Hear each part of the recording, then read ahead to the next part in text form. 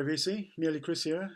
I'm going to do a contest response video again, because there seems to have been plenty around recently. This one is for DJ Legion.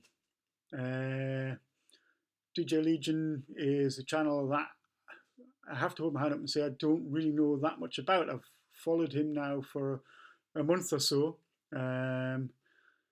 Scared the living crap out of me the first time I saw his channel. I was just watching VC videos on a loop, and it's kind of late at night, sitting there, laptop on my lap, and then all of a sudden, bam, this face comes up in front of us.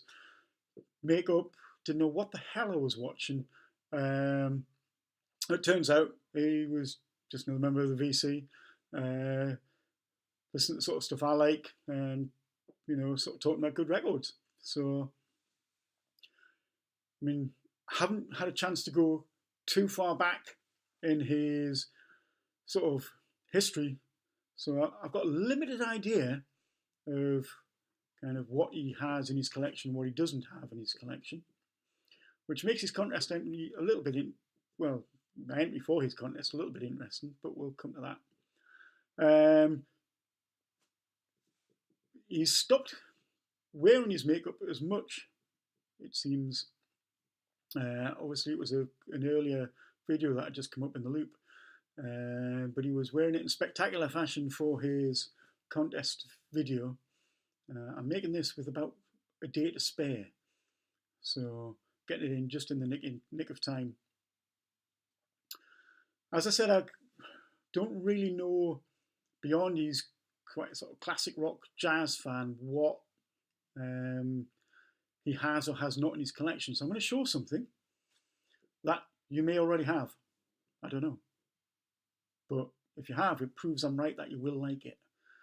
I did dig a little bit deeper into the collection for something that wasn't as sort of necessarily obvious, but equally I didn't want to have something that was almost impossible to get either. So I've had a look on Discogs today to see if you can pick this album up fairly readily, and you can. And every single copy that was on Discogs was available for under a tenner. So, it's not, it's perhaps obscure, but it's not obscure to the point of being ridiculously overpriced. So what is it? Oh, sorry. I should mention that DJ Legion wanted us to show an album that he wouldn't have in his collection, but we think you might like. So the last 2 minutes we run on probably makes sense now. So I pulled out an album by one of my favourite vocalists, who I first heard in 1977 on the first thing he ever recorded. And this is his first solo album. And this is John Sloman. Disappearances Can Be Deceptive. It's a brilliant album. It's on FM Revolver. Came out in I'm going to have to look this up because I can't remember, 1989. And it's great. I love it. I first heard John when he was the vocalist of Lone Star. Now, Lone Star brought out a brilliant album in 1977 called Fire on All Six, with one of the local sort of rock nights played the opening track to Death of that album, a song called Bells of Berlin. Absolutely superb sort of blues rock with a slight, John's got a slightly off-kilter vocal style. You'll either like it or you won't. But it's brilliant. Like I say, it came on, this is Coast to Coast FM. Lone Star, absolutely brilliant album. Guitarist of that album, Paul Chapman, went on to be guitarist in UFO. He replaced Michael Schenker in UFO. John only appeared on that Lone Star album. There was an album prior to that with different vocalists on. This is just brilliant though. It's described as AOR on Discogs, but well, yeah, I wouldn't class it as AOR. Just sort of fairly light bluesy rock. I love it. I mean, John, after appearing in Lone Star, went on to sing with Uriah Heep, Gary Moore, you know, brilliant vocalist. Like I say, he's done 4 solo albums.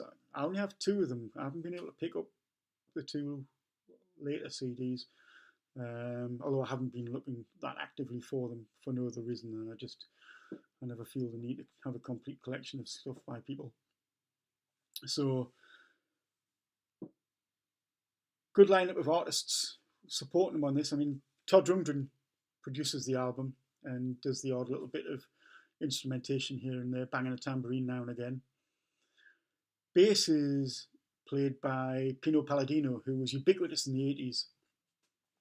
He played on numerous different artists' records. Paul Young comes to mind, but he was also, who else has he played?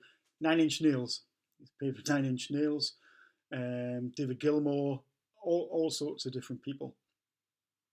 The drummer, it's the only recording I can find with him on it, so it's a one-off thing. Alan Murphy, the guitarist, who's no longer with us, he died in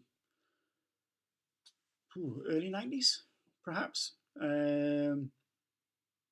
But he was in Go West, played with Kate Bush, he played with Mike and Mechanics, a really good guitarist. Keyboardist is the keyboardist and namesake from the band Climby Fisher. This is Rob Fisher. And again, he's no longer with us. He died in 1999, but great keyboardist. And if I missed anyone off, so we've got vocals, guitars, drums, bass. No, that's everyone. It's just a really strong album. I thoroughly recommend it. His vocals are a little bit different, which I think elevates it a little bit higher. Again, you may or may not like the vocals. I love them personally. I think it's worth the listen, definitely. So I'm hoping it's something you've not come across before. You know, you may very well have done. You may very well have come across John, perhaps on Gary Moore album or Uriah Heep album, but not knowing he's done some solo stuff. Look it up. See what you think. Congrats once again on the 400 subs. Here's the next 400. Try not to scare me next time. And I'll speak to you soon. Cheers now. Bye.